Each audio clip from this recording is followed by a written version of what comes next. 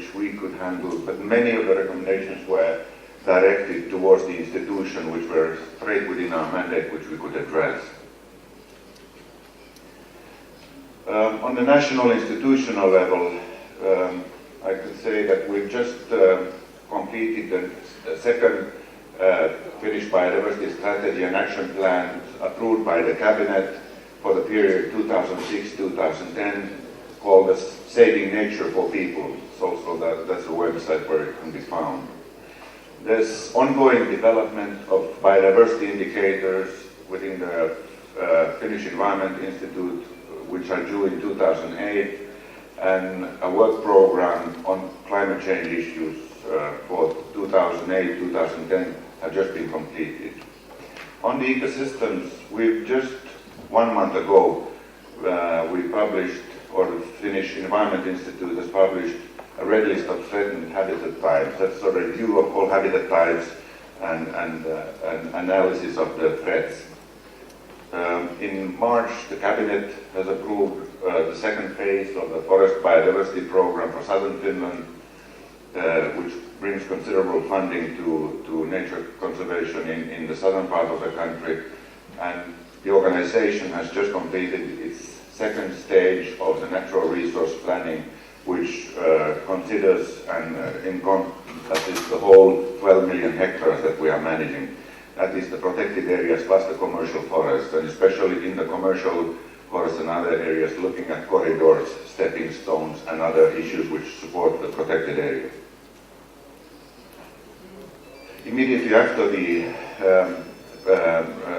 the report and the review, we realized that the organization, the way it worked, could not meet those challenges, and we addressed that immediately with a big organizational change in 2005, which came into effect 2006. And we moved from 6 regional units to 3 units in order to create sufficient critical mass in each unit. And we moved from rather diverse management to 4 core processes: nature conservation, protected area management planning, recreation, and as a new thing, game and fisheries on state land, which was transferred to our responsibility from beginning of 2005. So we have a matrix organization consisting of 3 regional units and 4 core processes. We have just started or revised our management planning guidelines, and actually last year and this year we are testing adaptive management tools, the Miradi open standard software, for instance, for adaptive management and adaptive management planning. We moved to larger entities, which means that we plan not only the state land and state protected areas, but also including privately owned protected areas close to the larger protected areas. And we prepared a work plan for management planning so that we'll be able to finalize the task of having management plans completed by 2012. On inventories, we've almost completed the land inventories on habitats.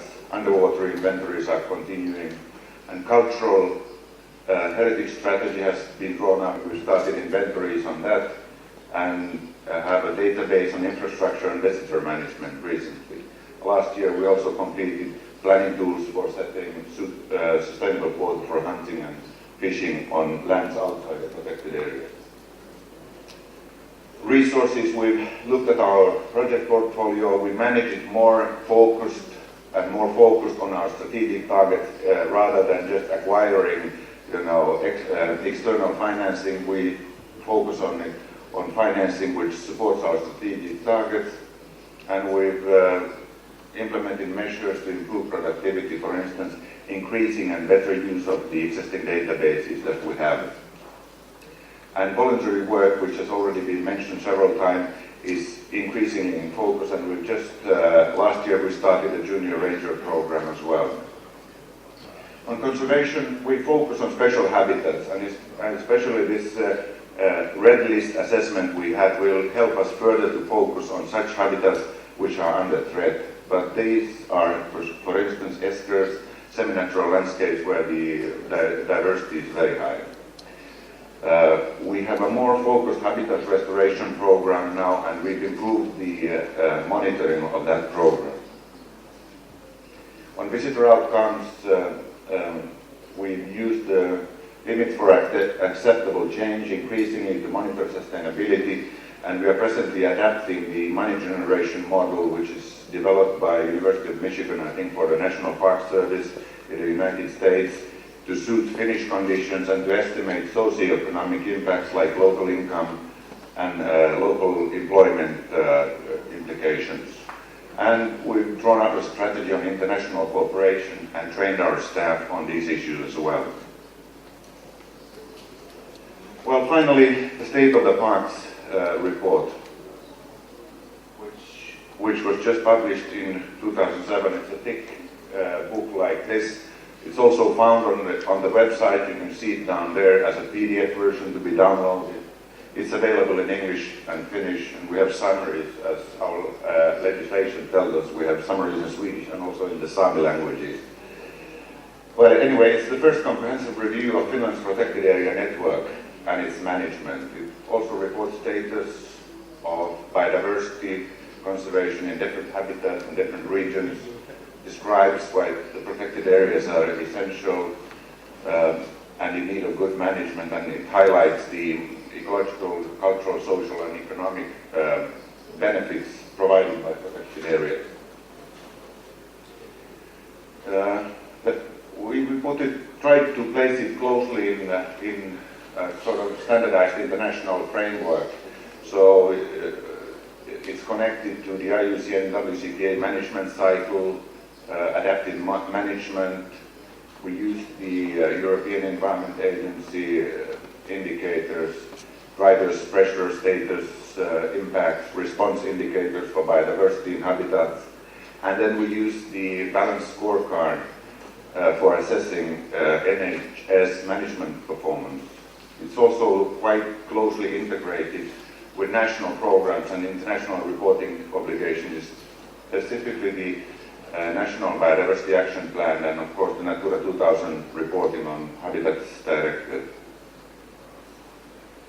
The results in management are also put closely in relation to CDP and the 2010 targets. So look at the extents of ecosystems and habitats, trends in the coverage of protected areas, trends in the abundance and distribution of selected species, mitigating pressures and threats, sustainable use of natural resources, and community participation.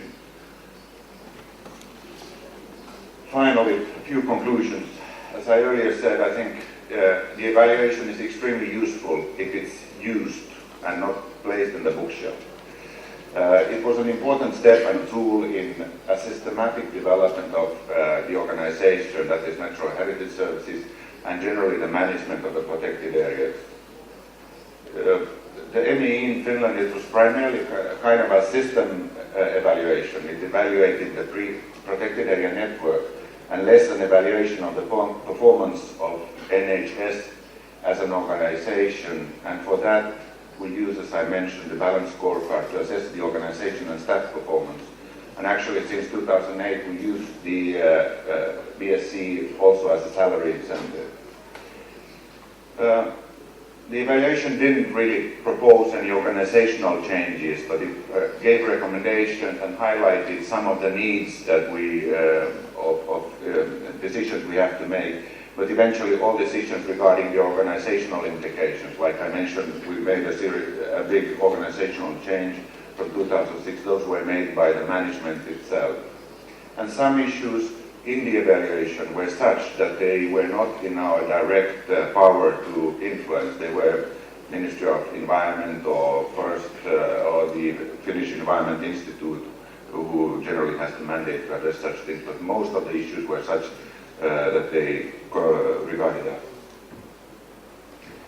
On the State of the Parks report, I think it's a very useful, it's a full picture kind of review and presentation. I think it's a very good baseline. It has tried to collect data, all information we've had, and I think it will have an extensive use in education and training also. And as I mentioned, as a baseline for further work in this field. Somehow